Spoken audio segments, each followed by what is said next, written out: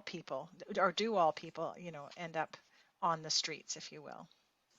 Right. So I think I'm going to interpret the question a bit as being around visible homelessness and people living in public spaces, Mm-hmm. Mm-hmm. um, which is, uh, I think, well addressed by understanding some of the definition of homelessness and, recognizing that, people who are living uh, in public spaces. So that could be in a doorway, an alley, sleeping in a park, would be some examples of visible homelessness. That's one uh, type of homelessness.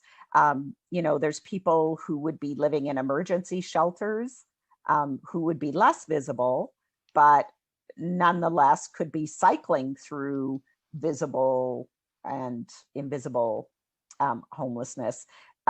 We've also got people, of course, who might be living in their car.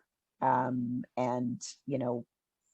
that again fits in with living unsheltered, but it's often less visible to be living in your car or maybe in abandoned buildings. So Mm-hmm. we've got, unsheltered homelessness, which is living in outdoors in a park or an alley, a doorway, living in a car, living, in an abandoned building. And then we have emergency sheltering, which would be our emergency shelters. And then we've got individuals who are living, kind of on the edge of homelessness, if you like, who might be in a transitional space. They don't have permanent residency.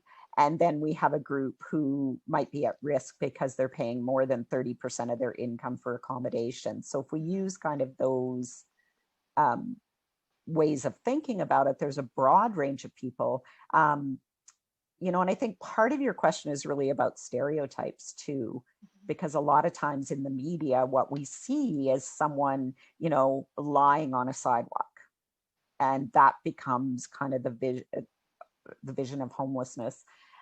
Yet we have people who might be living in a shelter and going to work every day. Um, you know, there's really a very diverse range Mm-hmm. of people. Oh, for sure.